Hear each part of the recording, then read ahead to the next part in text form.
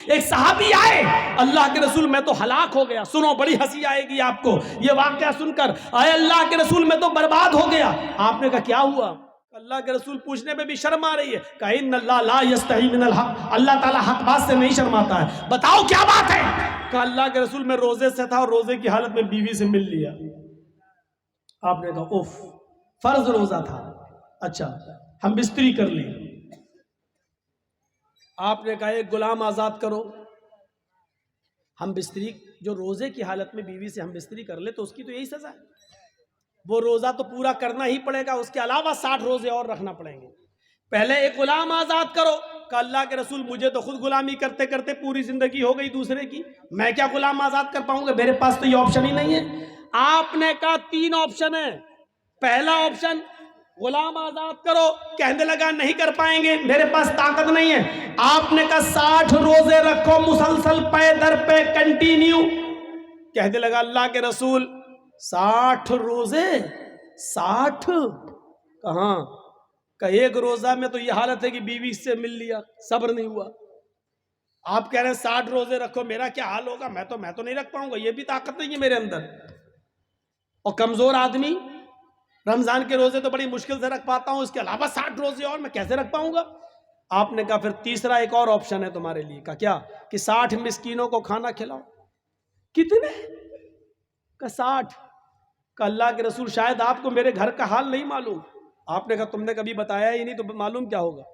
کہ اللہ کے نبی صبح اگر مجھے کھانے کو مل جائے تو شام کو بھوکا سوتا ہوں، اور شام کو مل جائے تو صبح بھوکا اٹھتا ہوں، پھر صبح نہیں ملتا. میرے گھر میں 2 ٹائم کا کھانا نہیں بنتا، میں 60 مسکینوں کو کھانا کہاں سے کھلاؤں؟ آپ نے کہا رکو، اچھا 3 آپشن تمہارے پاس، تینوں نہیں ہیں. کہاں؟ دیکھیے پھر بھی راستہ نکالا. کہا کیا؟ رکو، نماز کا ٹائم ہوا، آپ نے لوگوں سے کہا اپنے بھائی کی مدد کرو، اس کو غریبوں میں کچھ دینا ہے، مسکین ہے، خود غریب آدمی ہے. اچھا اب چندہ ہوا اس کے لیے. کھجور ہی اس زمانے میں چلتا تھا، کوئی 2 کھجور لایا، کوئی 5 لایا، کوئی 10 لایا، اور ظہر سے عصر تک چندہ ہوتا رہا. پورا 10 کلو کا ایک ٹوکرا بھر گیا کھجور کا. اتنا بڑا ٹوکرا بھر گیا. آپ نے اس ٹوکرے کو اٹھا کر اس کو دیا، لے پکڑ، تمہارے بھائیوں نے تمہاری مدد کی ہے، جاؤ یہ کھجور اپنے گاؤں میں لے جاؤ، اپنے قبیلے میں سب غریبوں میں دے دینا، انہی کو بانٹ دینا، تمہارا کفارہ ادا ہو جائے گا، تمہاری غلطی مٹ جائے گی، جاؤ یہ غریبوں میں تقسیم کر دینا. کہنے لگا اللہ کے رسول کہاں اس کو بانٹوں؟ کہا اپنے گاؤں میں. کس میں بانٹوں؟ کہا غریبوں میں. کہتا اللہ کی قسم پورے گاؤں میں مجھ سے زیادہ غریب کوئی ہے ہی نہیں. یہ دیکھیے اے اللہ کے رسول، پورا گاؤں آپ دیکھ لیجئے، میرا پورا قبیلہ، میرے پورے گاؤں پورے قبیلے میں مجھ سے زیادہ غریب کوئی ہے ہی نہیں. یہ سن کر اللہ کے رسول کی بھی ہنسی نکل گئی. کیا کہہ رہے ہو؟ پورے گاؤں میں تم سے زیادہ غریب کوئی نہیں؟ کہا نہیں. تو جاؤ تم خود ہی لے جاؤ، خود کھا لینا، اپنی بیویوں بچوں کو کھلا دینا، تمہارا کفارہ ادا ہو جائے گا. یہ آسانی. جرم بھی کیا، آپشن بھی نہیں ہے تینوں میں سے کوئی ایک، چندہ بھی ہوا اس کے لیے، اور اللہ کے رسول نے کہا جاؤ غریبوں میں بانٹ دینا، تو کہتا مجھ سے زیادہ غریب کوئی ہے ہی نہیں. تو آپ نے کہا تم ہی کھا لینا، جاؤ اور اپنی بیوی بچوں کو کھلا دو، کفارہ ادا ہو جائے گا. یہ لیجئے، یہ آسانی ہے، آسانی. ایک عورت اللہ کے نبی کے پاس آئی اور کہتی ہے اللہ کے نبی، میرے باپ نے، میرے ماں باپ نے میری شادی ایسی جگہ کر دی ہے جو لڑکا مجھے پسند نہیں ہے. تو اللہ کے نبی نے فرمایا تجھے اختیار ہے اس آدمی کے ساتھ رہو یا چھوڑ دو اسے، تمہیں اختیار ہے. اور اس عورت نے اس اختیار کا فائدہ اٹھاتے ہوئے اس آدمی کو چھوڑا، نہیں رہی اس کے پاس. اس لیے ماں باپ بھی ضد نہ کریں.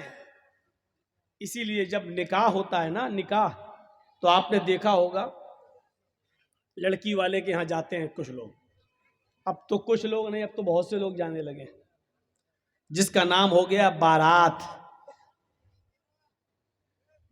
نام رکھ لینے سے کسی چیز کی حیثیت تھوڑی بدل جاتی ہے. یہ 300-400 آدمی جو جا رہے ہیں، آپ اس کو بارات کہیے، میری نظر میں سب چور ہیں اور ڈاکو ہیں. کسی چیز، اب شراب کا نام دوا رکھ دو تو وہ دوا تھوڑی ہو جائے گی، شراب ہی رہے گی. پہلے زمانے میں جب شروع میں یہ بارات کی رسم کہاں سے نکلی ہے؟ یہ جو 300-400 آدمی ایک شہر سے دوسرے شہر جب شادی ہوتی تھی تو لڑکا اکیلا نہیں جاتا تھا، کیونکہ راستے میں قافلوں پر حملہ ہو جاتا تھا، ان کو لوٹ لیا جاتا تھا، اس لیے لڑکی کو حفاظت کے ساتھ اس لڑکے کے گھر پہ لایا جائے، اس لیے پہلے زمانے میں 100-150 آدمی لڑکی کے گھر جاتے تھے اور اس لڑکی کو خیریت سے لا کر اس لڑکے کے گھر پہنچا دیتے تھے، تاکہ راستے میں اس لڑکی کو کوئی لوٹ نہ لے، اس کے زیور کو کوئی لوٹ نہ لے، اس کے سامان کو کوئی لوٹ نہ لے، اور یہ نئی نویلی بیوی جو آ رہی ہے کہیں اس کو اپہرن نہ ہو جائے، اس لیے 100-150 آدمیوں کی بارات جاتی تھی۔ اس مقصد دوسرا تھا، وہیں سے یہ رسم نکلی۔ جب آپ چوری کا زمانہ ختم ہو گیا ہے، اب لوٹ پاٹ ایسی نہیں ہوتی ہے کہ راستے ہی میں دولہا اور دلہن کو پکڑ کے روک لیا جائے، لیکن وہی رسم و رواج ہندوؤں سے چلا آ رہا ہے اور یہ دھیرے دھیرے مسلمانوں کے اندر بھی سرایت کر گیا ہے۔ اب بھی 200, 250, 300 آدمیوں کی بارات جا رہی ہے۔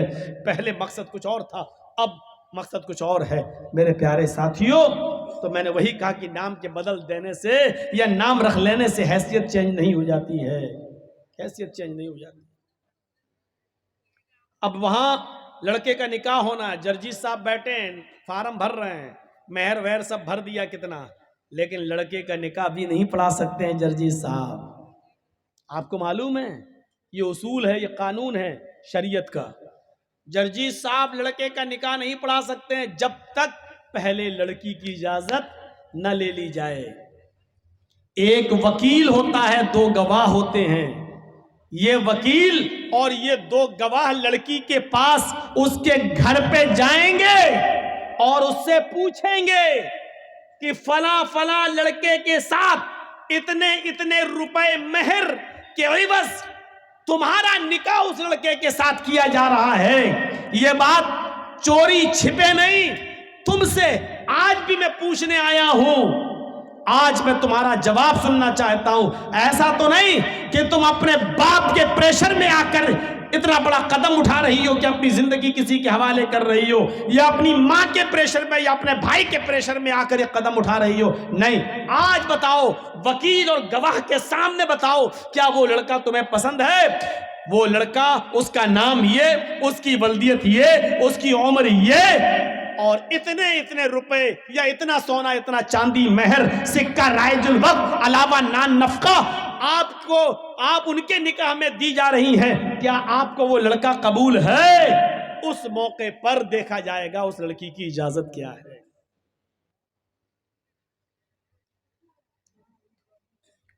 اللہ کے نبی فرماتے ہیں کہ اگر وہ خاموش رہ گئی، کنواری لڑکی، باکرہ لڑکی، اگر وہ خاموش رہ گئی تو یہی اس کی اجازت ہے۔ اگر وہ خاموش رہ گئی یہی اس کی اجازت ہے۔ یہاں پر بھی جہالت ہوتی ہے، معلوم ہے کیا ہوتی ہے جہالت؟ اس لڑکی کے پاس اس کی سہیلیاں بیٹھی رہتی ہیں، جب یہ پوچھا جاتا ہے کہ تمہیں اس لڑکے کے ساتھ نکاح کیا جا رہا ہے، کیا تمہیں قبول ہے؟ تو یہ تو بیچاری خاموش ہے، لیکن اس موقع پر جو اس کی سہیلیاں ہوتی ہیں اس کو بولتی ہیں، بولو ہاں قبول ہے، بولو۔ اور جب تک وکیل سن نہیں لیتا ہے اور گواہ سن نہیں لیتا ہے کہ ہاں اس نے کہا کہ مجھے قبول ہے، تب تک وہ دستخط نہیں کراتا ہے سگنیچر۔ یہ غلط ہے طریقہ، نہایت غلط ہے طریقہ۔ ایک بار پوچھو زور سے کہ فلاں فلاں لڑکے کے ساتھ اتنے روپے مہر کے عوض تمہارا نکاح اس کے ساتھ کیا جا رہا ہے، کیا تمہیں وہ لڑکا قبول ہے؟ وہ لڑکی سر نیچے کر لے، خاموش ہو جائے تو یہی اس کی اجازت ہے۔ اذنها سماتها، اس کی خاموشی ہی اس کی اجازت ہے بس۔ اور وہیں سے اس کے دستخط کروا لو، چلو نہیں بولے گی کوئی بات نہیں، چلو سائن کرو۔ اگر لڑکی نے سائن کر دیے یہ اس کی اجازت ہو گئی، اور اگر اس کو لڑکا پسند نہیں تو وہیں پر وہ کہہ سکتی ہے کہ مجھے پسند نہیں ہے یا میں نکاح نہیں کرنا چاہتی اس سے۔ پھر اس لڑکے کا نکاح کسی بھی قیمت پر نہیں ہوگا۔ لڑکے کا نکاح لڑکی کی اجازت کے بنا نہیں ہو سکتا ہے، اس لیے پہلے اسلام نے یہ پاور، یہ ادھیکار لڑکی کو دیا ہے۔ بارات لے کے تم پہنچ بھی گئے، تمہارے ساتھ 400 پیٹو بھی پہنچے ہوئے ہیں جو لڑکی والے کے ہاں کھانے کے لیے بھوکے بھیڑیوں کی طرح پہلے پہنچے ہوئے ہیں، اور نکاح سے پہلے ناشتے کا دور چلتا ہے، اور ناشتے کے دور نظر رکھی جاتی ہے کہ بعد میں زندگی بھر لڑکی کے باپ کو تانے مارے جائیں گے اگر ایک بھی مٹھائی میں کچھ گڑبڑی پیدا ہو گئی تو۔ تیرے باپ نے یہی بارات میں کھلایا تھا؟ اس لیے بیچارہ لڑکی کا باپ قرض ورز لے کر کسی طریقے سے اس بھوکے بھیڑیوں کا پیٹ بھرتا ہے اور اچھا سے اچھا کھلانے کی کوشش کرتا ہے تاکہ یہ بھیڑیے بعد میں منہ نہ کھولیں۔ الٹا سی برا ہنسی آ رہی ہے، بارات میں آپ ہی لوگ تو جاتے ہو اور ہنس رہے ہو یہاں بیٹھ کر۔ یہ بھوکے بھیڑیے کون ہیں؟ ہم اور آپ ہی تو ہیں۔ سسٹم بدلیے، سسٹم بدلیے میرے بھائیوں۔ کھانا پینے کا دور چلتا ہے، اب بھی بیچاری لڑکی مجبور ہوتی ہے کیونکہ وہ جانتی ہے کہ میرے باپ کا 50-60 ہزار 1 لاکھ روپیہ اسی میں خرچ ہو گیا ہے، اب اگر منع کرتی ہو تو کام نہیں چلے گا، مجبوری میں بھی دستخط کرتی ہے۔ اس لیے شادی کے معاملے میں یہ سچ ہے کہ لڑکی بغیر ولی کے نکاح نہیں کر سکتی، یہ سچ ہے، لیکن یہ بھی سچ ہے کہ لڑکی کی اجازت کے بنا بھی آپ کسی لڑکے کا نکاح اس کے ساتھ نہیں کر سکتے۔ دنیا کے کسی باپ کو یہ حق نہیں ہے کہ وہ اپنی بیٹی کا نکاح زبردستی کسی لڑکے کے ساتھ کر دے۔ آپ کی بیٹی اگر اس لڑکے کے ساتھ نکاح نہیں کرنا چاہتی تو وہ نکاح نہیں مانا جائے گا، چاہے کتنی آپ اجازت دے دیں، کہہ دے باپ کی اجازت ہے، بنی رہے باپ کی اجازت، اگر لڑکی راضی نہیں ہے تو باپ کی اجازت کی کوئی حیثیت نہیں ہے، باپ کی اجازت بیکار ہے۔ شادی وہ مانی جائے گی لڑکی بھی راضی ہو اور اس لڑکی کے نکاح میں اس کا باپ اپنی بیٹی کی اجازت کے بعد ولی بنتا ہے اور اپنی بیٹی کا نکاح کراتا ہے۔ لیکن وہ بھی طریقہ غلط ہے کہ باپ نے لڑکی کی شادی میں شرکت نہیں کی اور باپ کو لڑکا پسند نہیں ہے تو لڑکی بھاگ کر کولڈ میرج کر لے اور دوسرا نکاح کر لے، جا کر ادھر ادھر نکاح کر لے، وہ بھی نہیں ہے۔ کچھ ڈھکوسلے لوگ ہمارے سماج میں ایسے بھی ہیں جو لڑکی کے باپ بن جاتے ہیں۔ ایک ہمارا لڑکا کسی دوسرے کے گاؤں سے کسی کی لڑکی بھگا کے لے آیا، اب اس گاؤں میں کہہ دیا اگر یہاں آئے گی تو ٹانگیں توڑ دیں گے، یہاں آئے اب اس کا مرا ہوا منہ بھی ہم دیکھنا گوارا نہیں کریں گے، باپ نے کہہ دیا۔ اب وہ آپ کے گاؤں میں آئی، آپ کے گاؤں کا کوئی بڈھا آدمی تیار ہو جاتا، چلو وہ باپ نہیں ہے تو ہم باپ بن جاتے ہیں بیٹا تمہارے۔ یہ بڈھا سب سے پہلے جہنم میں لتیایا جائے گا جو باپ بنا۔ تیرے باپ بننے سے تیری بیٹی نہیں ہو جائے گی۔ اتنا یاد رکھنا، یہ سماج کے اندر سب سے بڑا ظلم ہے، اور لڑکیوں کو جو فرضی ماں باپ مل جاتے ہیں یہ حوصلے مل رہے ہیں، ان کو یہ حوصلے ملتے ہیں، اس لیے وہ بھاگ جاتی ہیں گھر سے، ارے اس گاؤں میں جائیں گے تو فلاں کا باپ ہمارا باپ بن ہی جائے گا۔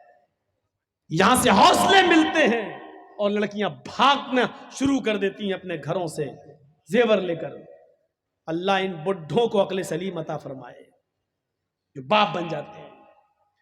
سن لیجئے، تمہارے باپ بننے سے وہ باپ نہیں مانی، تم باپ نہیں مانے جاؤ گے، وہ تمہاری بیٹیاں نہیں ہوں گی۔ ما ہن امہاتہم ان امہاتہم الا اللہ ولدناہم، تمہاری مائیں تو وہی ہوں گی جنہوں نے تمہیں اپنے پیٹ سے پیدا کیا ہے، تمہاری بیٹیاں وہی کہلائیں گی جو تمہارے نطفے سے پیدا ہوئی ہیں۔ ہاں یاد رکھنا، کسی غیر کی بیٹی جو بھاگ کر آئی ہے وہ تمہاری بیٹی کہلانے سے بیٹی نہیں ہو جائے گی۔ یہ بیٹی بن جانے کے باوجود اور آپ کا اس کو بیٹی بنا لینے کے باوجود بھی اگر کبھی وہ آپ کے ساتھ حج کرنے جانا چاہے تو وہ آپ کے ساتھ حج کرنے نہیں جا سکتی ہے۔ بیٹی اور باپ کا رشتہ کہاں ہے؟ اسلام آج منہ بولی بیٹی کو اپنے منہ بولے باپ کے ساتھ حج کرنے کی اجازت نہیں دیتا ہے، اس سے بھی اس کو پردہ کرنا پڑے گا۔ منہ بولا بھائی نہیں مانا جائے گا، وہ اپنے منہ بولے بھائی کے ساتھ حج کرنے نہیں جا سکتی ہے، اس سے بھی اس کو پردہ کرنا پڑے گا۔ یہ تو بہت دور کی بات ہے، تم اپنی بیوی کے ساتھ کھانا کھا رہے ہو اور بیوی کی بہن آ جائے، یعنی تمہاری سالی آ جائے اور گھر میں گھس جائے، تمہاری بیوی اپنی بہن کو بلا رہی ہے کہ ادھر آؤ تم بھی کھانا کھا لو۔ یاد رکھنا اپنی بیوی کی موجودگی میں بھی تم اپنی سالی کے ساتھ کھانا نہیں کھا سکتے ہو، اپنی بیوی کی پرمیشن کے باوجود اپنی سالی کو موٹر سائیکل پہ بٹھا کر بازار نہیں لے جا سکتے ہو، اس کو اس کی سسرال چھوڑنے نہیں جا سکتے ہو، اس کو اسکول چھوڑنے نہیں جا سکتے ہو۔ اگر سسر نے بھی اجازت دے دی کہ میرے داماد جی اپنی سالی کو ذرا اسکول چھوڑاؤ، وہ کالج میں پڑھنے یا پڑھانے جاتی ہے، بیوی کی اجازت کے باوجود، سسر کی اجازت کے باوجود بھی آپ نہیں جا سکتے ہیں، اور ان کی اجازت کے باوجود آپ ایسا کر رہے ہیں، تب بھی حرام ہے، حرام ہے، حرام ہے، ناجائز ہے، ناجائز ہے، ناجائز ہے۔ پردہ پردہ رہے گا، سالی کو بھی پردہ کرنا پڑے گا اپنے بہنوئی سے۔ یہاں تو سالیاں سب سے زیادہ بہنوئیوں سے مذاق کرتی ہیں، اور جوتا کون چھپاتا ہے؟ یہ رسم کہاں سے نکلی ہے؟ بات تھوڑی سی گھوم گئی اور ادھر نکل گئی۔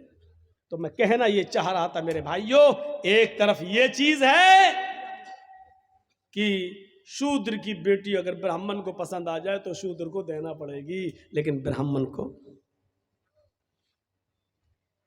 شودر کی بیٹی پسند آ جائے تو، اور شودر کو پسند آ جائے تو راجا کو چاہیے کہ اس کی آنکھ پھوڑ دے۔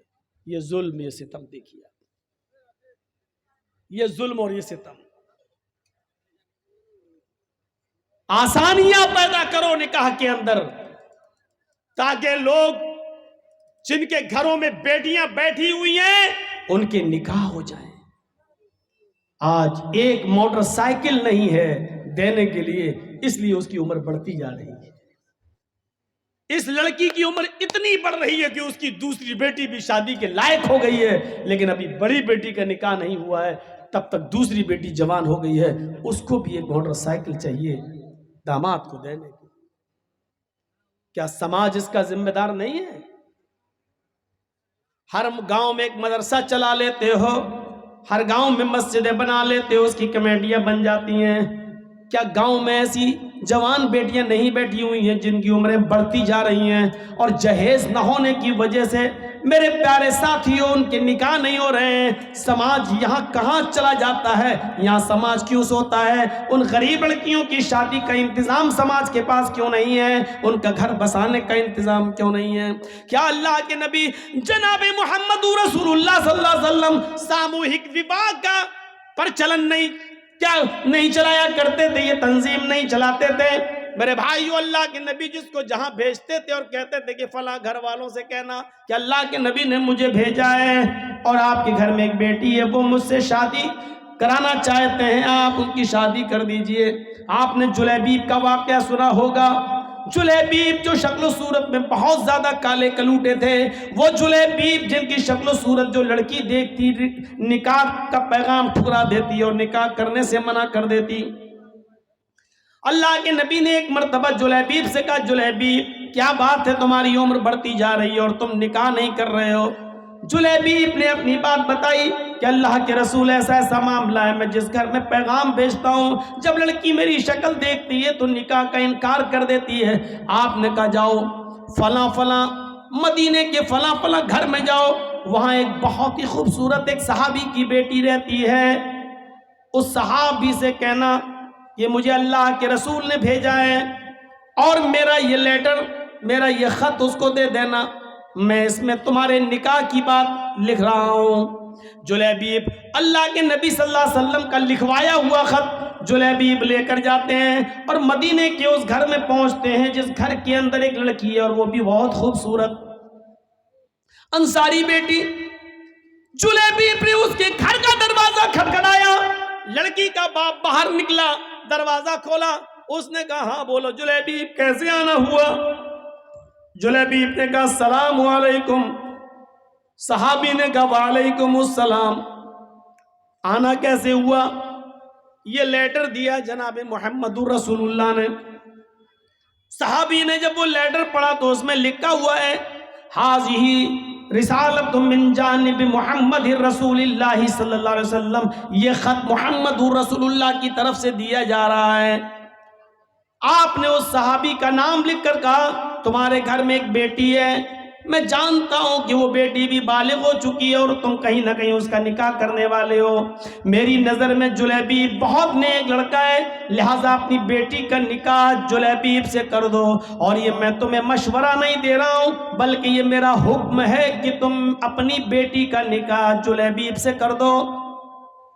جلیبیب کا چہرہ دیکھتا وہ صحابی، کہتا یہ کیسے ہو سکتا ہے، بیٹی میری ہے اور جلیبیب کی شکل و صورت اتنی بھیانک، اتنی کالی شکل و صورت ایسی. کہتا ہرگز نہیں، میں اپنی بیٹی کا ہاتھ تمہیں کیسے دے دوں. جلیبیب کہتے ہیں میں کہاں کہہ رہا ہوں، مجھے تو اللہ کے رسول نے یہ لیٹر دے کر بھیجا ہے. اندر سے جب لڑکی جلیبیب کی اور اپنے باپ کی بحث سنتی ہے تو تھوڑا سا باہر نکل کے آتی ہے اور کہتی ہے ابو جان کیا بات ہے. کہا بیٹی یہ اللہ کے نبی نے لیٹر دیا ہے. بیٹی نے جب وہ لیٹر پڑھا تو لیٹر پڑھنے کے بعد کہتی ہے ابو جان اس سے تو میں بھی نکاح نہیں کرنا چاہتی، لیکن لیٹر میں تو لکھا ہوا ہے کہ یہ میرا حکم ہے، مشورہ نہیں. اللہ کے رسول کا حکم اگر ہم نے نہیں مانا تو ہماری آخرت بھی برباد ہو جائے گی اور دنیا بھی برباد. نبی اکرم کا فیصلہ ہمیں ہر حال میں ماننا ہے. میں بھی نہیں چاہتی ہوں کہ اس آدمی سے نکاح کروں، لیکن محمد رسول اللہ کا فرمان ہے، اس لیے آمنا و صدقنا، ہمیں ماننا پڑے گا. اللہ کے نبی نے کہا ہوتا مشورہ ہے تو میں نہیں بھی مانتی، لیکن یہ تو حکم ہے، مشورہ نہیں، اس لیے ماننا پڑے گا.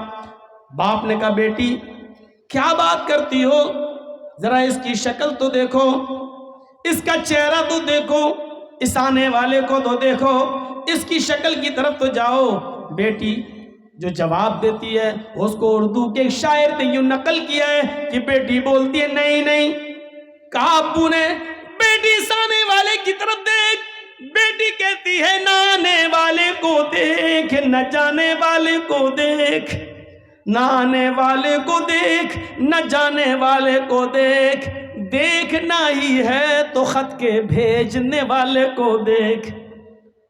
باپ نے کہا بیٹی مانا تیری بات صحیح ہے، لیکن ذرا اس کی شکل و صورت تو دیکھو، بیٹی تو کیسے اس کے ساتھ رہے گی. بیٹی کہتی ہے مانا کی شکل ہے اس کی بدصورت، مانا کی شکل ہے اس کی بدصورت اور جسم ہے اس کا ماند. مانا کی شکل ہے اس کی بدصورت اور جسم ہے اس کا ماند، مگر خط کا بھیجنے والا تو ہے 14ویں کا چاند. مجھے اس سے کیا مطلب، مجھے تو حکم رسول کی پابندی کرنا ہے، جناب محمد رسول اللہ کی بات ماننا ہے. پھر لڑکی کا باپ مجبور ہوتا ہے بیٹی اگر تو تیار ہے تو پھر میں بھی تیار ہوں، میں بھی اپنی آخرت برباد نہیں کرنا چاہتا. اور اس باپ نے اپنی بیٹی کا نکاح اللہ کے رسول کے بھیجے ہوئے اس قاصد حضرت جلیبیب سے اپنی بیٹی کا نکاح کر دیا. اس بیٹی کا بیان ہے کہ جلیبیب سے اللہ کے نبی نے مجھے جو نکاح کرایا ہے، اس جلیبیب نے مجھے اتنا پیار دیا، اتنا پیار دیا کہ میری زندگی ایک مثال بن گئی. جلیبیب کے ساتھ میرے نکاح میں اللہ نے وہ برکتیں رکھی تھیں، وہ برکتیں رکھی تھیں جس کا تصور ہم نہیں کر سکتے تھے.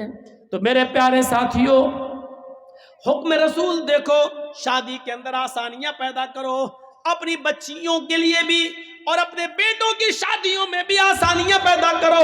اللہ کے نبی نے فرمایا سب سے بابرکت نکاح وہ ہے جس کے اندر خرچہ سب سے کم ہو. حدیث دیکھ رہے ہیں، سب سے بابرکت نکاح وہ ہے، سب سے زیادہ برکت والا نکاح وہ ہے جس میں خرچہ سب سے کم ہو. اس کا الٹا مفہوم کیا ہوگا، آپ نے کبھی سوچا؟ اس کا الٹا مفہوم نکالو تو کیا ہوگا؟ سب سے زیادہ برکت والی شادی وہ ہے جس میں خرچہ سب سے کم ہو. تو اس کا مطلب کیا ہوا؟ جس شادی میں خرچہ جتنا زیادہ ہوگا اس شادی میں برکت اتنی ہی کم ہوگی.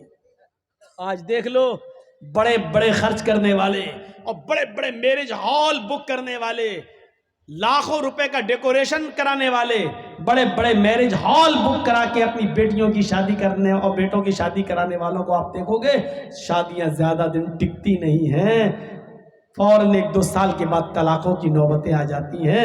کیوں؟ برکت کیوں نہیں ہو رہی ہے؟ وہ نکاح کا تصور ہی ختم ہو گیا ہے.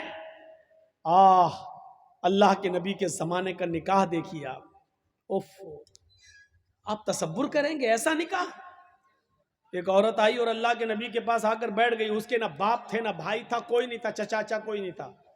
اب وہ چاہتی تھی کہ میں اللہ کے رسول کی بیوی بن جاؤں, میرا نکاح اللہ کے رسول کے ساتھ ہو جائے.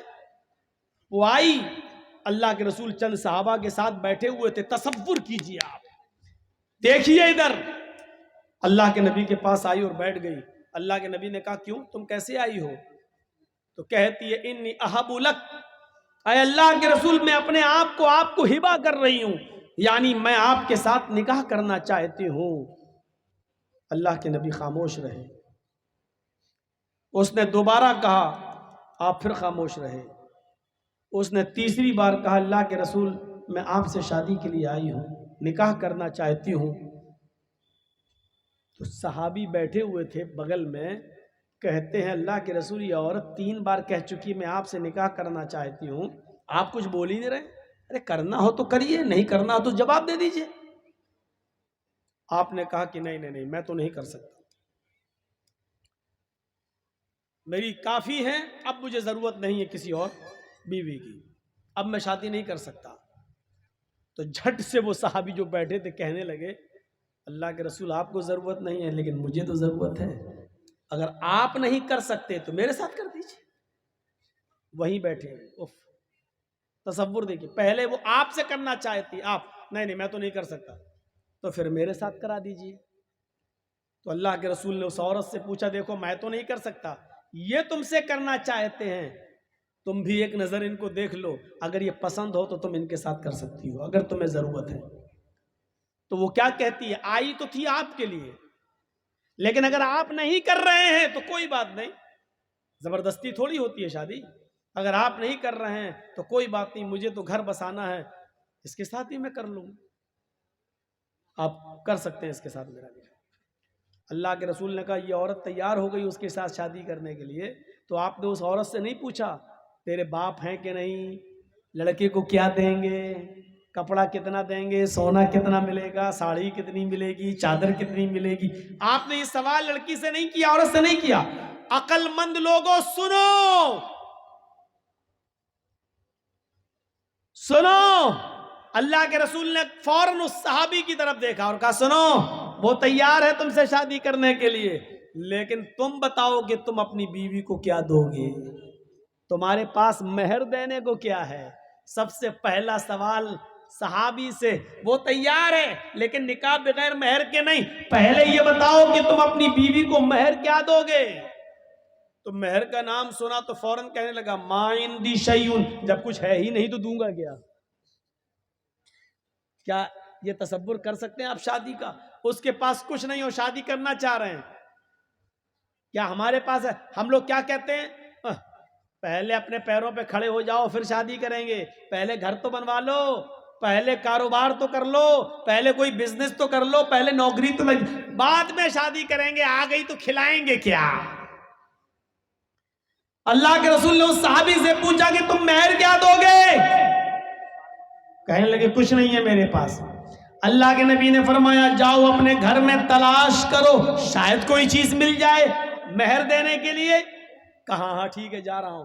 گیا گھر, اپنی ماں سے, اپنی بہن سے اور جو گھر میں ہوتے ان سے پوچھا کہ کچھ ہے, سب نے جواب دیا کچھ نہیں ہے. کہا کیوں؟ کہ شادی کرنا چاہتا ہوں, مہر دینے کے لیے کچھ نہیں ہے, گھر میں بہت کچھ ڈھونڈا چاہتا کچھ نہیں ملا. آیا, کہا اللہ کے نبی صلی اللہ علیہ وسلم گھر میں نے بہت کچھ ڈھونڈا, کچھ ملا ہی نہیں, ہے ہی نہیں, میں کیا دوں گا, ہے ہی نہیں میرے پاس مہر دینے کو. اللہ کے نبی صلی اللہ علیہ وسلم نے پھر اس کو دوبارہ بھیجا. حدیث کے الفاظ دیکھیے, آپ نے کہا التمس خاتما من الحدید, لوہے کی انگوٹھی ہی مل جائے تو وہی لے آؤ, سونے کی نہیں, چاندی کی نہیں, لوہے کی انگوٹھی. آج 2 روپے میں ہمارے میلے میں مل جائے گی. لوہے کی انگوٹھی مل جائے تو وہی لے آؤ, جاؤ. وہ صحابی پھر دوبارہ اپنے گھر گئے, بہنوں سے پوچھا, بھائیوں سے پوچھا, ماں سے پوچھا, سب نے جواب دیا ہے ہی نہیں. لوہے کی انگوٹھی بھی نہیں ملی, یعنی 5 روپے, اس زمانے میں 5 روپے, اس زمانے میں تو کچھ اور, اتنا بھی نہیں تھا ان کے پاس کہ وہ لوہے کی انگوٹھی خرید سکے. آتے ہیں اور کہتے ہیں ما وجدت خاتما من الحدید، اے اللہ کے رسول مجھے لوہے کی انگوٹھی بھی نہیں ملی، اور اتنا ہے نہیں میرے پاس کہ لوہے کی انگوٹھی خرید سکوں. نہیں ہے.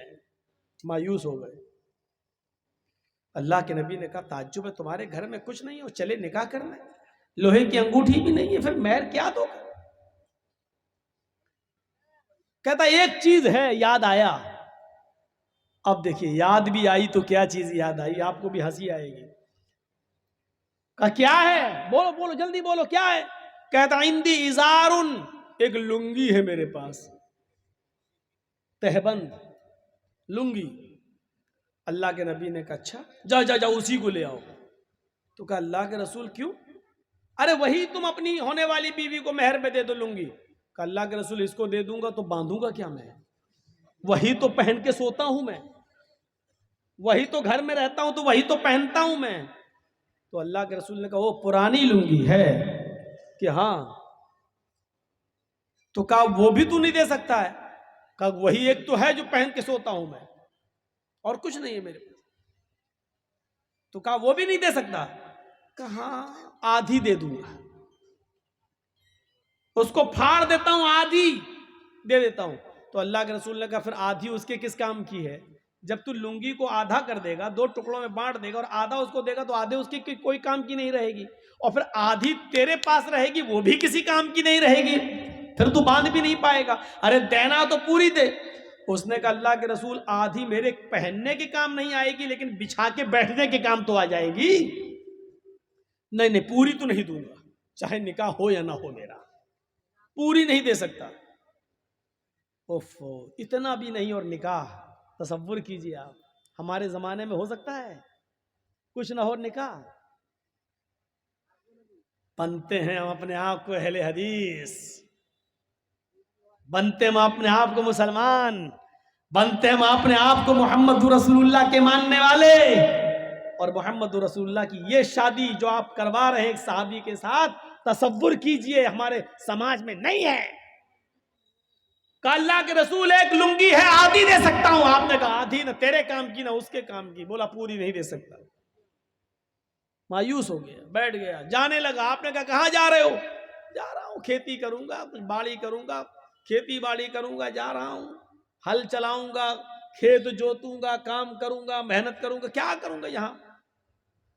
بڑے مشکل سے سوچا تھا کہ آئی ہے پریشان، اس سے شادی ہو جائے گی. جب مہر میں اٹک گیا میں تو آپ نے کہا ادھر آؤ، اگر تیرے لیے محمد رسول اللہ کی شریعت نے بھی کوئی راستہ نہ نکالا تو کون راستہ نکالے گا؟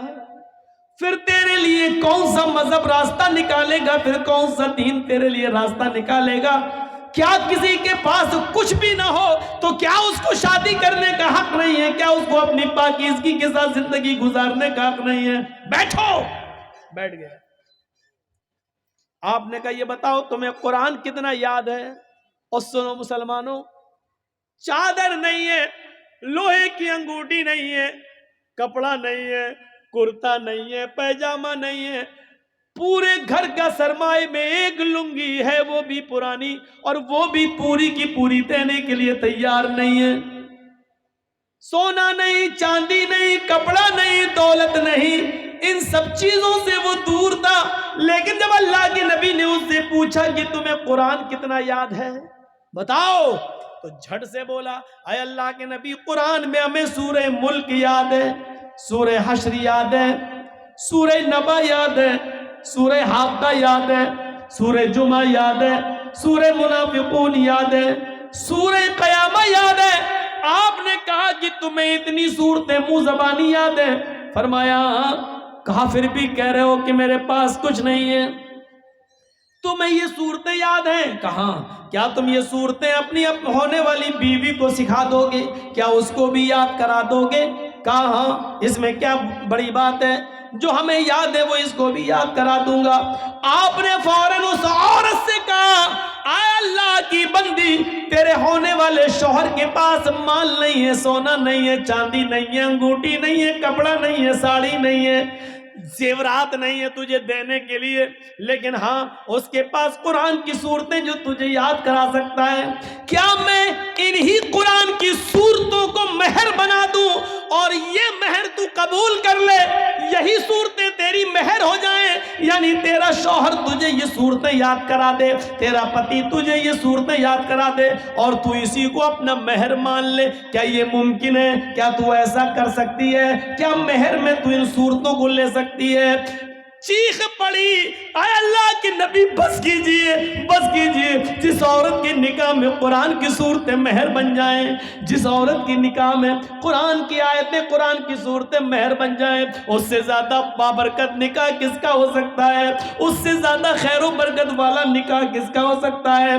پھر اللہ کے نبی صلی اللہ علیہ وسلم نے کھڑے ہو کر نکاح پڑھا دیا اور اس عورت کو خود قاضی بن گئے. اور اس کے چونکہ باپ نہیں تھے، ماں نہیں تھی، چچا نہیں، بھائی نہیں، کوئی نہیں تھا، تو خود اللہ کے نبی صلی اللہ علیہ وسلم اس کے ولی و سرپرست بن گئے. جس کا کوئی نہ ہو تو قاضی ولی بن سکتا ہے، نکاح پڑھانے والا ولی بن سکتا ہے. پھر اللہ کے نبی صلی اللہ علیہ وسلم اس کے ولی بن گئے، اس کے سرپرست بن گئے، اور آپ نے اس عورت کا نکاح اسی جگہ پر کر دیا ہے. نہ باراتیوں کا پتہ تھا، نہ ہاتھ میں مہندی لگائی گئی ہے، نہ ہلدی ملی گئی ہے، نہ اوڑنا ملا گیا ہے، نہ لڑکی والے لڑکے دیکھنے آئے ہیں، نہ لڑکے والے لڑکی دیکھنے، نہ چوروں کا پتہ، نہ ڈاکوؤں کا پتہ، نہ جہیز کا پتہ. میرے پیارے ساتھیوں، اسی جگہ شادی ہوئی ہے اور اسی جگہ سے رخصتی ہو گئی ہے. یہ سادہ والی شادی کے چرچے 1400 سال کے بعد آج بھی ہو رہے ہیں اور قیامت تک انشاءاللہ ہوتے رہیں گے. تمہاری شادیاں اتنی مہنگی کہ شیطان بھی پناہ مانگے. بتائیے اس کے چرچے کتنے دن ہوتے ہیں؟ زیادہ سے زیادہ 1 مہینہ، 2 مہینہ، 1 سال.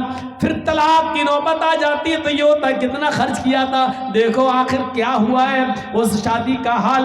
میرے بھائیوں، اتنی سنجیدگی کے ساتھ کی گئی شادی کے چرچے 1400 سال کے بعد ہو رہے ہیں اور قیامت کی صبح تک ہوتے رہیں گے، کیونکہ ہمیشہ سادگی کے چرچے ہوتے ہیں، ہمیشہ سادگی مثال بنتی ہے، ہمیشہ سمپلٹی مثال آئیڈیل بنتی ہے. میرے بھائیوں، شہرت اور ریا نمود میرے بھائیوں آئیڈیل نہیں بنتی ہے. نکاح آسان کرو، نکاح آسان کرو. یہ آسان شادیاں تھیں. ہیرو ہونڈا، یاما، اور آج کل کون کون سی چلنے لگی، اپاچے. اور ہم تو چلانا بھی نہیں جانتے، اس لیے ہمیں تو گاڑیوں کے بس 3-4 ہی کے نام یاد ہیں. یہ سب گاڑیاں آج چل رہی ہیں اور مانگ رہے ہیں، اور پھر اس گاڑی پہ بیٹھ کے ایسے جاتا داماد، شرم بھی نہیں آتی ہے اس بھیک میں ملی ہوئی گاڑی پر بیٹھنے میں. اور انٹرنیشنل فقیر بنا بیٹھ کے چلا رہا، پھر بھی شرم نہیں آ رہی. کیسے تیرا ضمیر کیسے گوارا کر لیتا ہے اس گاڑی پر بیٹھنے پر؟ تیرا دل کیسے برداشت کر لیتا ہے سسر کی طرف سے بھیک میں ملی ہوئی اس گاڑی پر بیٹھنے پر؟ مولانا جرجیز بھگو بھگو کے مار رہے ہیں. کیسے ضمیر گوارا کر لیتا ہے؟ اب ہاں یار، ارے گاڑی کب لی نہیں ملی ہے، کس ارے شادی میں ملی، شادی میں فخر سے کہہ رہا ہے. ابے یہ بول بھیک میں ملی ہے، یہ کیوں کہتا ہے شادی میں ملی ہے، یہ کیوں کہتا ہے جہیز میں ملی ہے، یہ کیوں نہیں بولتا ہے مجھے میرے سسر نے انٹرنیشنل بھکاری سمجھ کے بھیک میں دی ہے؟ صحیح جملہ یہ ہے، یہ بولنا چاہیے تھا. سچ بولنے میں شرم آتی ہے، سچائی کڑوی ہوتی ہے نا. یہ بولو، سب سے زیادہ سٹیک جملہ یہی ہے. آپ ہنسیے مت، کتنے مولوی بھی اسی میں ننگے ہیں. ہم جیسے بہت سے مولوی بھی اسی فہرست میں آتے ہیں، وہ بھی موٹر سائیکل مانگتے ہیں. ہم انٹرنیشنل فقیر سب کو بول رہے ہیں، جس نے مانگی ہے اور جس کو ملی اس کو بول رہے ہیں. سب تحفے میں ملی. کیا نام دیا جاتا ہے شادی میں؟ لڑکی کے باپ نے لڑکے کو تحفے میں دی ہے. بس آپ تو پھر پولیس والوں کو ہم جو 100-200 روپے دے دیتے ہیں ٹرک آگے بڑھانے کے لیے، پھر اس کو رشوت کیوں کہتے ہو؟ اس کو بھی کہو کہ پولیس کو ہم نے تحفہ دیا ہے اور ہمارا ٹرک چھوڑ دیا ہے. پھر نام بدل دینے سے میں نے پہلے کا حیثیت نہیں بدل جاتی ہے. بھیک کا نام تحفہ رکھ دو تو وہ بھیک بھیک ہی رہے گی، تحفہ نہیں ہو جائے گا. رشوت کا نام تحفہ رکھ دو، رشوت رشوت ہی رہے گی، تحفہ نہیں ہو جائے گا۔ شراب کا نام دوا رکھ دینے سے دوا نہیں ہو جائے گی، وہ شراب ہی رہے گی۔ یاد رکھیے گا، حیثیتیں نہیں بدلتی ہیں، حیثیتیں ہیں۔ ہمیں اس بات کو سوچنا پڑے گا، اس بات پر غور کرنا پڑے گا۔ اس لیے پھر کہتا ہوں میرے بھائیوں، شادیوں کے اندر آسانیاں پیدا کرو، آسانیاں۔ یہ سماج کے سدھارنے کے لیے بہت ضروری ہے، ورنہ دیکھ لو جہیز کی وجہ سے کتنی لڑکیاں ماری گئیں، کتنی لڑکیاں بیچی گئیں، کتنی لڑکیاں نیلام ہوئی۔ میں اس طرف نہیں جانا چاہتا ہوں، اس طرف جائیں گے تو رات بیتے گی اور اس کے علاوہ کچھ نہیں۔ میرے پیارے ساتھیوں، آپ ان پرانی داستانوں کو بھی پڑھیے، ان داستانوں کو بھی پڑھیے، ان داستانوں کو بھی پڑھیے اور سنیے۔ تو اب آئیے تیسری آیت کی طرف۔ دو آیتیں میں نے پڑھی، پہلی وَلَقَدْ كَرَّمْنَا بَنِي آدم، اور دوسری یا ایھا الناس اِنَّا خَلَقْنَاكُم مِّن ذَكَرٍ وَأُنثىٰ۔ ہم نے ساری انسانیت کو ایک ہی ماں ایک ہی باپ سے پیدا کیا، ایک ہی مرد سے ایک ہی عورت سے پیدا کیا۔ تمہارا باپ ایک ہے، تمہاری ماں ایک ہے، کوئی چھوٹا نہیں ہے، کوئی بڑا نہیں ہے۔ کلکم من آدم وآدم من تراب، تم سب آدم کے بیٹے اور آدم مٹی سے بنے تھے، تم سب مٹی کی اولاد ہو، مٹی کے ہو۔ غور کیجئے، اس جملے نے سب کو کھدیڑ کر رکھ دیا ہے۔ تم بادشاہ ہو پھر بھی مٹی سے، ہم فقیر ہیں پھر بھی مٹی سے، ہماری اور تمہاری پیدائش میں فرق نہیں ہے۔ تم بھی مٹی سے بنے ہو، ہم بھی مٹی سے۔ تم بادشاہ ہو، ہم فقیر ہیں، لیکن تمہارا باپ بھی آدم اور ہمارا باپ بھی آدم، تمہاری ماں بھی حوا اور ہماری ماں بھی حوا۔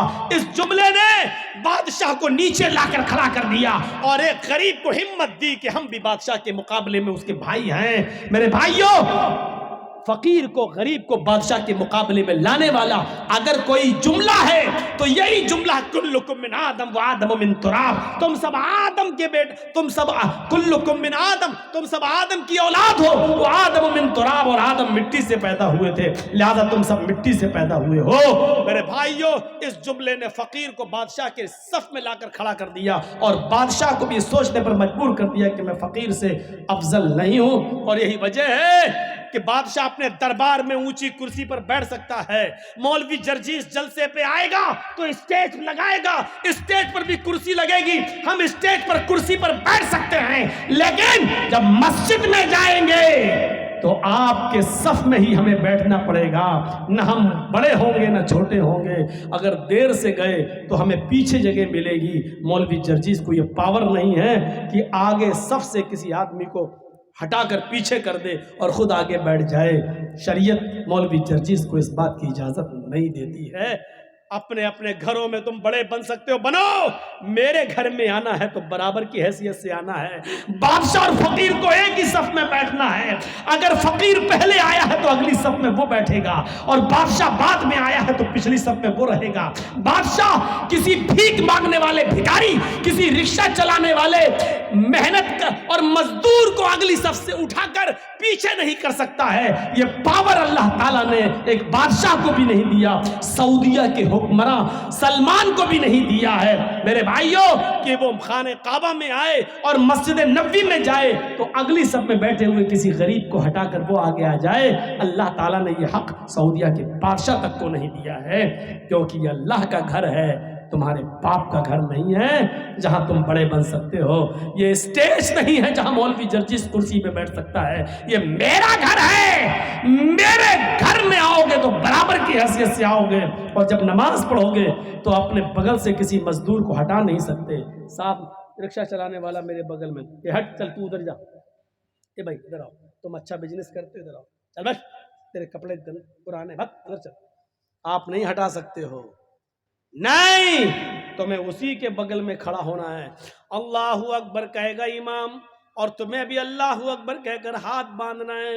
امام کہے گا اللہ اکبر، تمہیں رکوع میں جانا، اس کو بھی رکوع میں جانا ہے، سجدے میں بھی تمہیں اس کے ساتھ سجدے میں جانا ہے۔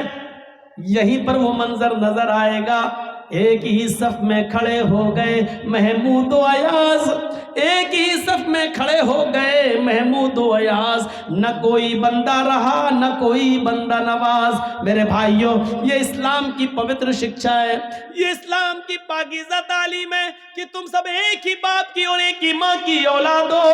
ڈاکٹر بھیم راؤ امبیڈکر نے جب یہ پڑھا کہ برہما نے اپنے منہ سے برہمن کو پیدا کیا اور پیروں سے شودر کو، تو ڈاکٹر امبیڈکر چونکہ ہریجن تھے، نیچی ذاتی کے تھے، شودر تھے، ان کو یہ تعلیم پسند نہیں آئی، انہوں نے ہندو دھرم کو طلاق دے دیا، اسلام قبول کر لیا۔ مہاتما گاندھی نے بہکا دیا، گاندھی جی بولے کہ کون سا اسلام، حنفی بنو گے کہ شافعی بنو گے کہ بریلوی بنو گے، شیعہ بنو گے، قادیانی بنو گے، چکلالوی بنو گے، مرزائی بنو گے، کیا بنو گے؟ 72 فرقے۔ ڈاکٹر امبیڈکر نے سوچا یہ تو بڑی لمبی داستان ہے، اب ان کو پڑھنا تو بڑا مشکل ہو جائے گا، اس لیے انہوں نے اسلام بھی چھوڑا، پھر بدھ دھرم قبول کر لیا اور بدھسٹ بن گئے۔ میرے بھائیو ذرا غور کرو کہ ہندو دھرم کو لوگوں نے اسی لیے چھوڑا تھا، ڈاکٹر امبیڈکر نے اسی لیے چھوڑا تھا کیونکہ اس میں ذات پات ہے، اونچ نیچ ہے، لیکن یہاں کوئی اونچ نیچ نہیں دیکھی گئی ہے، یہاں اونچ نیچ کا کوئی تصور بھی نہیں پایا گیا۔ اس لیے ڈاکٹر امبیڈکر نے جب دیکھا کہ نماز ہوتی ہے، بادشاہ کے لیے بھی یہی اذان کا وقت ہے اور غریبوں کے لیے بھی یہی اذان کا وقت ہے، مؤذن کا کام ہے صرف اتنا کہہ دینا حی علی الصلاۃ، آؤ نماز کے لیے۔ یہی اذان امیر کے لیے بھی ہے، غریب کے لیے بھی ہے، یہی اذان بادشاہ کے لیے بھی ہے، یہی اذان فقیر کے لیے بھی ہے۔ فقیر یہ نہیں کہہ سکتا ہے ابھی بادشاہ نماز پڑھ رہا ہے ہم بعد میں پڑھیں گے، اور بادشاہ یہ نہیں کہہ سکتا ہے کہ یہ غریبوں کے لیے اذان ہو رہی ہے ہمارے لیے الگ سے اذان ہوگی، نہیں نہیں، اللہ کی عبادت کرنے میں سب برابر ہیں، تم بھی آؤ یہ بھی آئے، جس کے دل میں تقوی سب سے زیادہ ہوگا ہماری نظر میں معزز وہی ہوگا۔ میرے بھائیوں، حضرت بلال جو کالے کلوٹے تھے اور جن کو زمین پر پتھر بچھا دیا جاتا تھا، کنکریلی زمین پر جن کو لٹا دیا جاتا تھا اور ان کی پیٹھ اس گرم زمین گرم کنکریوں کی وجہ سے پھلک پڑ جاتے تھے، اوپر سے سینے پر ان کا بھاری پتھر رکھ دیا جاتا تھا، ایک بار ان کو آگ کے انگاروں پر لٹایا گیا۔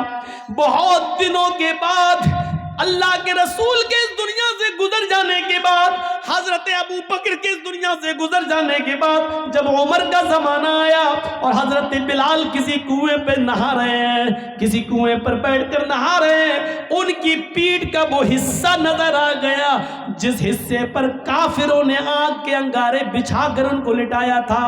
آگ کے انگاروں سے تپی ہوئی پیٹھ جو بالکل جل چکی تھی، حضرت عمر فاروق نے جب اس پیٹھ کو دیکھا، اللہ کے رسول کے گزر جانے کے بعد، ابو بکر کے گزر جانے کے بعد، حضرت عمر جب خلیفہ بنے اور ان کے سامنے جب وہ پیٹھ آئی تو حضرت عمر پیچھے سے جاتے ہیں اور اس پیٹھ پر بوسہ دے دیتے ہیں، اس پیٹھ پر اپنے ہونٹ رکھ دیتے ہیں۔ حضرت بلال نے جو پیچھے مڑ کے دیکھا کہنے لگے امیر المومنین آپ۔ حضرت بلال جلدی سے غسل کرتے ہیں، جب حضرت عمر کے پاس ان سے ملنے کے لیے آتے ہیں تو حضرت عمر فاروق نے اپنے سر سے امامہ اتارا، پگڑی اتاری اور جلدی سے اس کو زمین پر بچھا دیا اور کہا بلال آؤ آؤ بلال، اس پگڑی پر بیٹھو، ہمارے سر سے اترے ہوئے اس امامے پر بیٹھو، تمہاری عزت تو جناب محمد رسول اللہ نے کی ہے تو ہم کیوں نہیں کریں گے، یہ ہمارے سردار ہیں، آؤ آؤ۔ میرے پیارے ساتھیوں، شکل و صورتوں کی وجہ سے کسی کو عزت نہیں ملتی ہے، عزت تو عمل اور تقوی کی وجہ سے ملتی ہے۔ یہی بلال ہے کہ جن کے بارے میں اللہ کے نبی نے کہا تھا بلال تم ایسا کون سا عمل کرتے ہو کہ میں نے جنت میں تمہارے جوتوں کی آواز سنی ہے۔ فرمایا اللہ کے رسول، اے اللہ کے نبی، میں جب بھی میرا وضو ٹوٹتا ہے تو میں دوبارہ وضو بنا لیتا ہوں اور وضو بنانے کے بعد 2 4 6 8 رکعتیں ضرور پڑھ لیتا ہوں جتنی اللہ مجھے توفیق دیتا ہے۔ یہ بلال تھے جن کے لیے حضرت عمر اپنے سر سے پگڑی اتار کر زمین پر بچھا دیتے تھے اور کہتے تھے آؤ بلال بیٹھو، جس کی عزت جناب محمد رسول اللہ نے کی ہو اس کی عزت ہم کیوں نہیں کریں گے۔ میرے بھائیوں، کون نہیں جانتا خولہ بنت ثعلبہ کون سی عورت تھی؟ خولہ بنت ثعلبہ وہ بوڑھی عورت تھی کہ جن کی آخری عمر میں بڑھاپے میں ان کے شوہر اوس ابن صامت نے ان سے زہار کر لیا تھا. آپ نہیں سمجھ پائیں گے زہار کس کو کہتے ہیں, میں آپ کو تھوڑی سی اسپیڈ کم کر کے بتاتا ہوں. ان کے پتی نے, اوس ابن صامت نے اپنی پتنی خولہ بنت ثعلبہ سے کہہ دیا تھا انت علیہ کا زہر امی, آج کے بعد تو مجھ پر میری ماں کی طرح حرام ہو گئی. یعنی جیسے میری ماں مجھ پر حرام ہے, آج کے بعد تو بھی مجھ پر حرام ہے, میں تجھے ہاتھ نہیں لگاؤں گا. کوئی پتنی سے اگر یہ جملہ کہہ دے تو اس کے لیے آج تو سزا ہے, لیکن جب اوس ابن صامت نے کہا تھا اس وقت سزا متعین نہیں ہوئی تھی. اس وقت اصول یہ تھا کہ اگر کسی نے اپنی بیوی کو اپنی ماں کی طرح کہہ دیا تو ماں ہی کی طرح اس کو ماننا پڑتا تھا. اب اس سے مل نہیں سکتا تھا. جیسے ماں کی خدمت کرتے تھے ویسی اس کی خدمت کرنا پڑے گی, اس کے پیر دباؤ, ماں کہہ دیا تو وہ ماں کی طرح اس کی سیوا کرو, یہ قانون تھا پہلے. خولہ بنت ثعلبہ نے کہا اوس ابن صامت سے یہ تم نے کیا کیا, مجھے ماں کی طرح حرام کر لیا, اب میرے بچوں کا کیا ہوگا.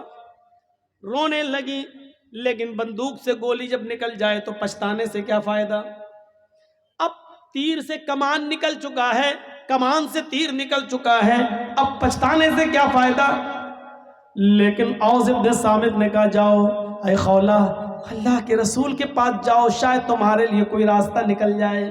خولہ اللہ کے نبی کے گھر میں آتی ہیں, سنیے ذرا غور سے سنیے. خولہ اللہ کے رسول کے دروازے کو دستک دیتی ہیں. مسجد نبی سے لگا ہوا حجرہ اللہ کے نبی کا, اللہ کے نبی نے دروازہ کھولا, سامنے خولہ کھڑی ہے, اندر آؤ.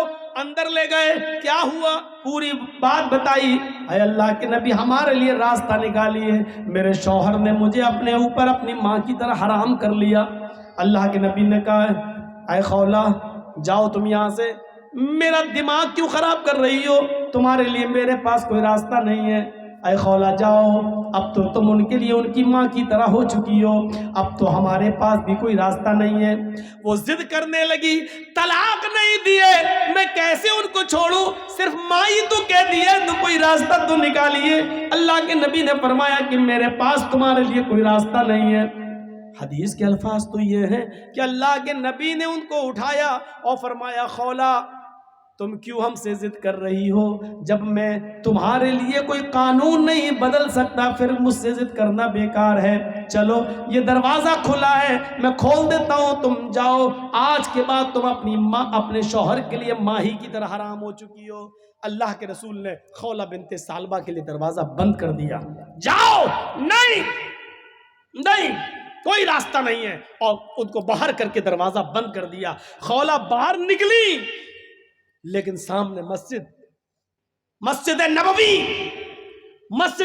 کی چوکھٹ دیکھتی ہے, گھستی ہے اور مسجد نبوی کے دروازے پر پیر رکھتی ہیں تو اللہ کے رسول کا دروازہ دیکھتی ہیں, نبی کی چوکھٹ دیکھتی ہیں, ایک طرف مسجد کو دیکھتی ہیں, ایک طرف نبی کی چوکھٹ کو دیکھتی ہیں. چہرے پہ مسکراہٹ آتی ہے خولہ بنت ثعلبہ کے, اور کیا کہتی ہے, اے محمد صلی اللہ علیہ وسلم, کہو زور سے صلی اللہ علیہ وسلم, اے محمد صلی اللہ علیہ وسلم, آپ کی چوکھٹ بند ہو گئی تو کیا ہوا, آپ کا دروازہ بند ہو گیا تو کیا ہوا, رب کا دروازہ تو کھلا ہے, رب کی چوکھٹ تو کھلی ہے.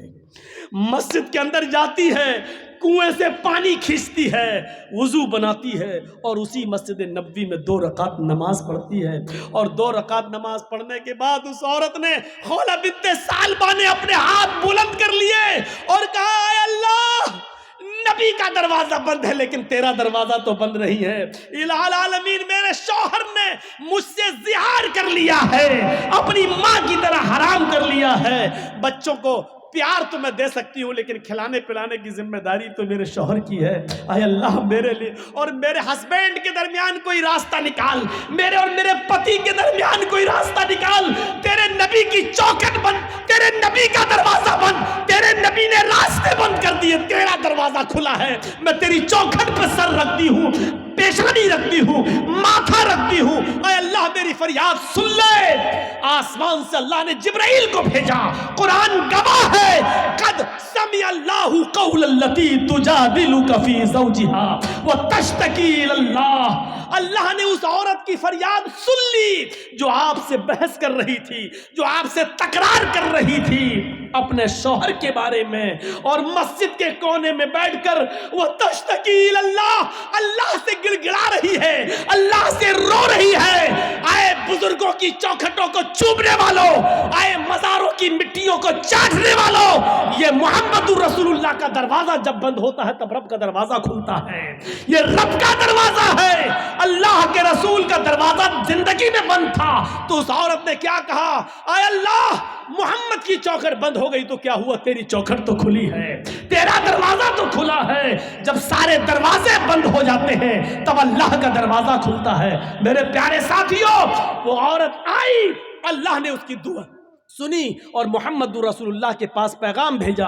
जिब्राइल आए, कहा जाओ उस औरत को बुलाओ जो मस्जिद में अल्लाह से फरियाद कर रही है। अल्लाह ने उसकी दुआ सुन ली है और कानून बदल दिया है।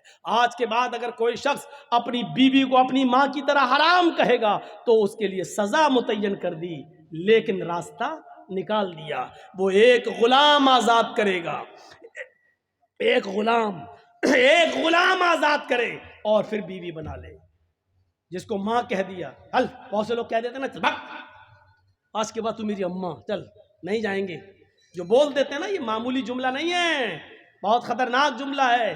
अल्लाह के रसूल के लिए अल्लाह ने रास्ता बनाया। उस औरत के लिए क्या कहा, एक गुलाम आजाद करे और बीवी बना ले, और गुलाम आजाद करने की ताकत ना हो तो 60 रोजे रखे मुसलसल, पे दर पे, कंटिन्यू, बीच में एक भी छूटना नहीं चाहिए। बुखार आ जाए, बीमारी हो जाए या कोई मजबूरी हो तो अलग बात है, लेकिन बिना किसी बीमारी के और बिना किसी मजबूरी के एक भी रोजा अगर बीच में छोड़ दिया तो सब बेकार। मसलन 60 रोजे रखना, 55 रख लिए, चलो 1-2 दिन आराम कर लेते, 5 ही तो रह गए बाद में पूरे। जहां एक छोड़ा 55 बेकार, फिर एक से रखो। शहरैन मुतताबिऐन, कंटिन्यू, लगातार आपको रोजे रखना है 2 महीने तक, 60 रोजे मुसलसल। शहरैन मुतताबिऐन, 60 नहीं 59 भी हो सकते हैं। अगर 2 महीने 29 के चांद हो जाएं तो 58 भी हो सकते हैं। एक चांद 29 का हो जाए, एक चांद 30 का हो जाए तो 59 भी हो सकते हैं। दोनों चांद 30 के हो जाएं तो 60 भी हो सकते हैं। तो शहरैन मुतताबिऐन, 2 महीने कंटिन्यू मुसलसल रोजे रखेगा वो। और ये भी ताकत ना हो तो तीसरा रास्ता, 60 मिस्कीनों को खाना खिलाओ। चाहो तो एक ही दिन बुलाकर 60 को खिला दो। आज 60 को खिला दोगे तो आज ही वो तुम्हारी बीवी बन जाएगी। एक एक करके 60 दिन खिलाओगे तो 60, जब तक 60 पूरे खा नहीं लेंगे तब तक वो तुम्हारी बीवी नहीं बनेगी। ये तुम्हारी सहूलत के ऊपर है। चाहो तो एक एक करके 60 दिन खिलाओ, या 60 फकीरों को एक दिन बुला के खाना खिलाओ, या 10-10 करके 6 दिन खिला लो। ये आपकी सहूलत के ऊपर। जब तक 60 मिस्कीन पूरे खाना खा नहीं लेंगे आप अपनी बीवी से बीवी की तरह मिल नहीं सकते हैं। वो तुम्हारी बीवी बन जाएगी। ये सजा मुतय्यन कर दी, लेकिन रास्ता निकाल दिया, पहले तो रास्ता नहीं था। तो खौला बिनते सालबा के की दुआ को अल्लाह ने सुन लिया। ये आखिरी वक्त में खौला बिनते सालबा की कमर झुक गई, कमर लाठी लेके चल रही थी, और एक दिन हजरत उमर घोड़े पर बैठकर जा रहे थे। खौला बिनते सालबा एक पुल पर लाठी टेक कर खड़ी थी और वहीं से इशारा कर रही थी, उमर रुक। उमर रुक गए, इधर आओ। हजरत उमर खौला बिनते सालबा की आवाज सुनकर घोड़े से उतर गए और चले गए, नीचे झुक और कुछ बात कहने लगी उनके कान में। उमर फारूक के साथ जो लोग थे उनको बड़ा गुस्सा आया। एक मामूली सी बुढ़िया उमर फारूक को धमकी देती है, उनका घोड़ा रोकती है, उनको घोड़े से नीचे उतारती है और कहती है कान इधर कर, कान में कुछ बोलती है। फरमाया अमीरुल मोमिनीन, एक मामूली औरत आपको घोड़े से उतारती है और आप उतर जाते हैं। एक मामूली औरत आपको इशारा करके बुलाती है और आप चले जाते हैं। एक मामूली बुढ़िया आपको कहती है कान नीचे कर, और वो आपके कान में कुछ बोलती है, आप सुन लेते हैं। क्या बात है, इतना कैसे? फरमाया हजरत उमर ने, अरे मेरे साथियों, ये मामूली औरत नहीं है। खौला बिनते सालबा मामूली नहीं है। जब मोहम्मद के दरवाजे बंद हो चुके थे तब इसके दरवाजे को अल्लाह ने खोला था। मैं میری کیا مجال جو اس کی نہیں سنوں. ساتوں آسمان کے اوپر عرش پر بیٹھا ہوا وہ اللہ جب اس عورت کی فریاد سننے کے لیے تیار ہے تو عمر کے اندر یہ مجال نہیں کہ وہ گھوڑا چھوڑ کر آئے اور اس کی بات نہ سنے. میرے اندر اتنی ہمت نہیں ہے. میرے پیارے ساتھیوں، یہ تھے حکمراں جو ایک معمولی بوڑھی عورت کی بات کو سننے کے لیے چلے جاتے تھے، اور دلیل کیا دیتے تھے؟ اس عورت کی بات کو جب اللہ نے ساتویں آسمان کے اوپر سنا تو عمر کی مجال کیا ہے جو زمین پر رہ کر اس کی بات کو نہ سنے. نہیں، میرے اندر اتنی جرت نہیں ہے، میرے اندر اتنی بہادری نہیں ہے، میرے اندر اتنی. تو اسلام سہولت کا نام ہے، اسلام آسانی کا نام ہے. آپ دوسروں کے لیے آسانی پیدا کریے، لڑکی والوں کے لیے مجبوریاں پیدا مت کیجیے.